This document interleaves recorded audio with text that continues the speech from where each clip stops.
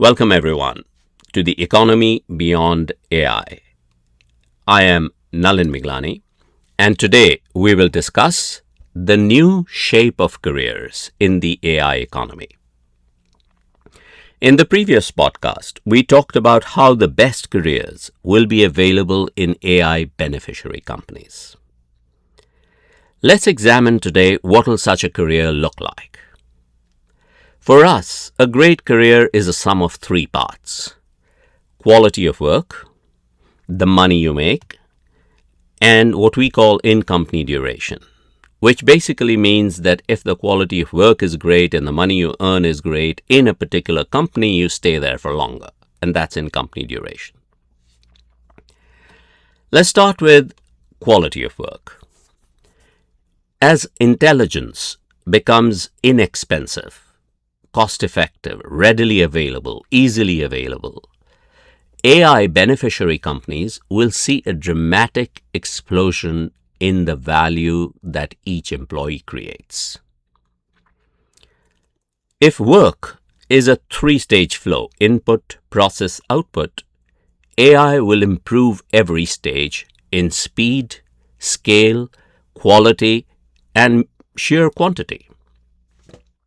Think of a consumer insights manager in a consumer goods company today. She explores large data sets, worksheets, statistical models, then she converts them into presentations based on the insights she gleaned from all that work before, and then the recommendations get discussed. Tomorrow, all of this work will be outsourced to a square inch in a data center. And our consumer insights manager will then have the time to think of new perspectives, new opportunities, and maybe even expand her responsibilities. The implications of this are profound, because when all of this happens, the company benefits in two ways. Each employee contributes more while requiring less supervision. Productivity rises because both the numerator and the denominator of the productivity equation improve. And because of that, organization hierarchies flatten. In the previous podcast, we talked about professional hierarchies. They flatten again. And as that happens, autonomy expands. And as autonomy expands, the quality of work improves. AI beneficiary companies have another advantage. Because they sit closest to customers and economic consequence, the companies are where ideas become products, services, and competitive advantage. AI providers and enablers will build the tools, but AI beneficiaries will be the clients.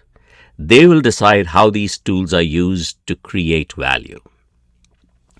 So on one hand, there is autonomy because of flattened hierarchies, and on another hand, there is empowerment because of the client-facing nature of these jobs. Together, they will create a greater quality of work in AI beneficiary companies. Now let's come to in-company duration. Flatter organizations have another consequence. With fewer management layers, there are fewer promotions to climb. People may spend longer at each organization level, yet reach senior responsibility at a younger age because the traditional corporate ladder now has fewer steps. Paradoxically, careers within companies become shorter not because people create less value, but because they create much more in less time. For decades, technology promised us shorter work weeks and more leisure. Critics rightly point out that that promise never materialized. Perhaps now it will, but not in the way we imagined. Technology may not give us more free weekends. It may give us more free years. Even with shorter total duration, careers in AI beneficiary companies will be longer than in AI enablers and AI providers. Why? Because in AI beneficiary companies, operating within specific industries, accumulated knowledge and industry expertise become very valuable. This reality helps the company and the employee, and both are motivated to continue their relationship.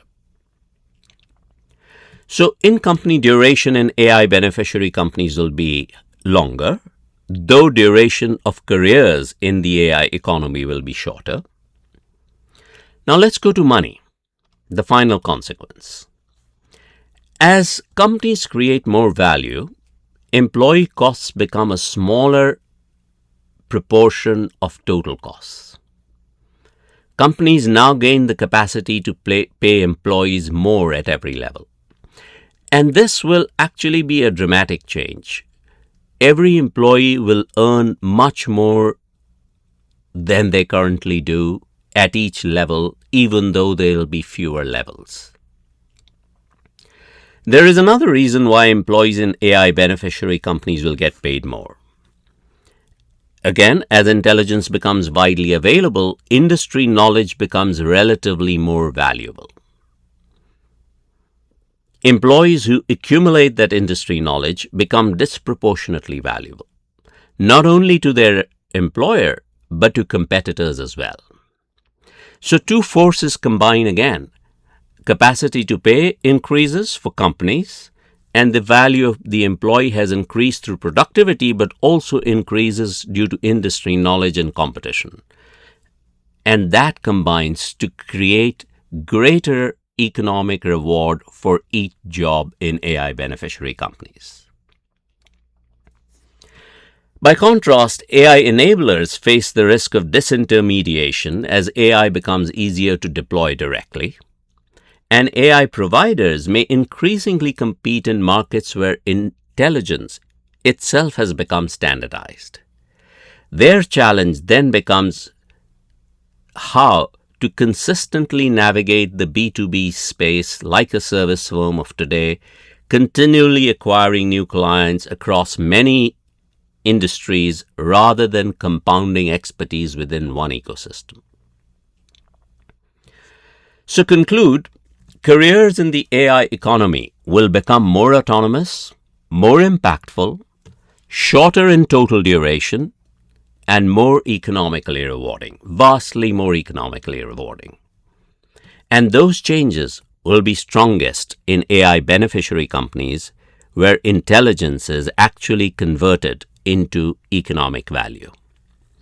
Thank you, everyone. Thanks for listening. And in the next podcast, we will discuss how all of this will impact the larger economy. Thank you for joining us.